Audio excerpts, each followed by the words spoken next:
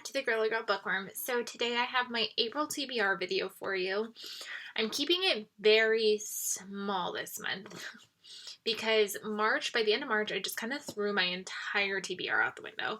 I obviously with everybody being quarantined and things, I'm just trying to find books that are going to hold my attention and basically read by my mood. But obviously, I know that there's a couple books that I definitely need to get to based off of like either I need to review them or part of my like yearly goal that I made. So I'm gonna share with you like the ones that are kind of like my must reads, and then anything else basically on my shelf is my TBR.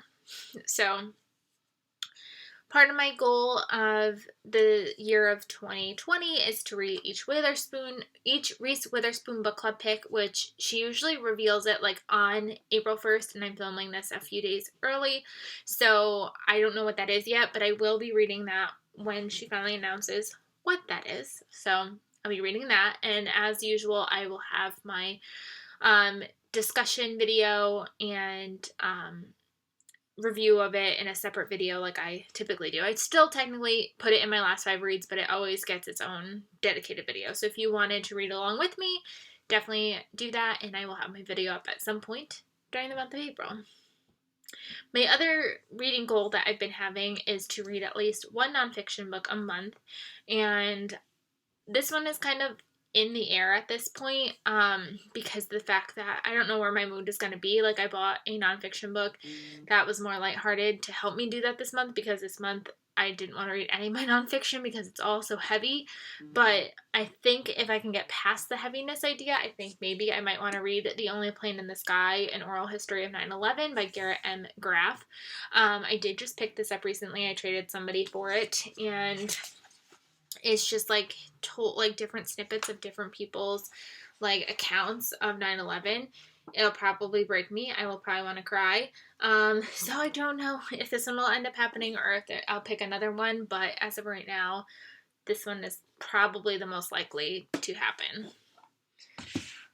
Another part of my yearly goal is to continue reading along with Shelby and Kendra for their read-along group. I didn't end up making it to last month's pick. I did buy it, didn't end up getting to it. But this month, I'm super excited for their pick, and that is The Last Affair by Margot Hunt. She's the same author who wrote For Better and Worse, and I really liked that one, so I thought I would give this one a try. I don't actually know what this one is about at all. I remember when it came out, like, it going around and being buzzy, but I somehow missed it and didn't pick it up. So I'm really excited to give this one a try this month. Then I've been trying to read all of my pre-orders within a certain range of time, which means if I pre-ordered it in March, I have to read it within March or April. So like take a month-ish of time. So I pre-ordered 2 that I did not complete in March, and that is My Dark Vanessa by Kate Elizabeth Russell. I did start this one in the month of March. I did get 96 pages in, but it was really heavy and I had to put it on hold for a little bit. There is discussion if you watched my haul and my currently reading video. I don't know if I'm going to continue reading this one or not.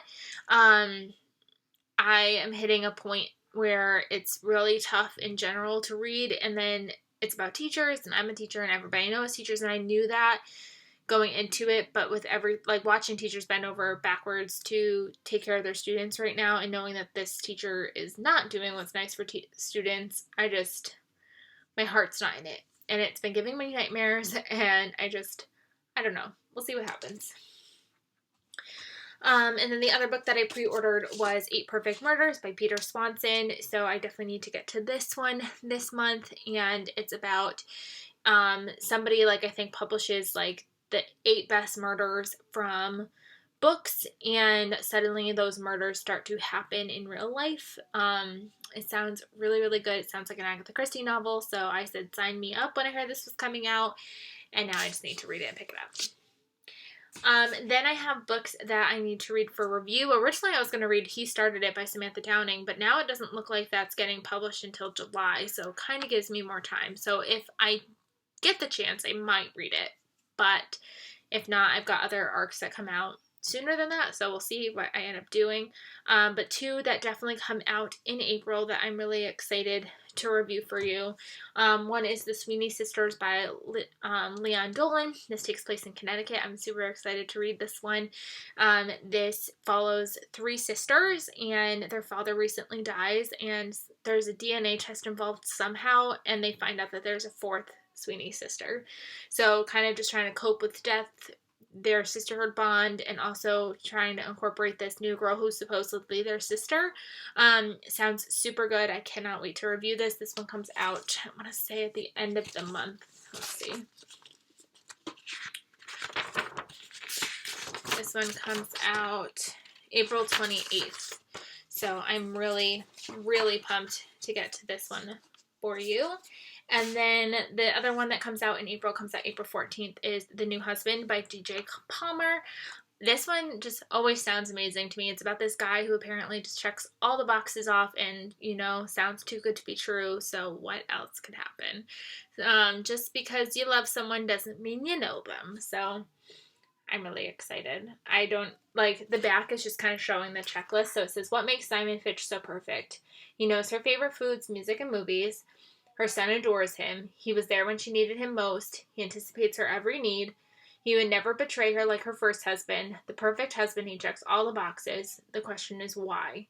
In this chilling, twisty thriller, DJ Palmer takes you into the depths of obsession, showing the lengths people will go to keep their family together or tear it apart.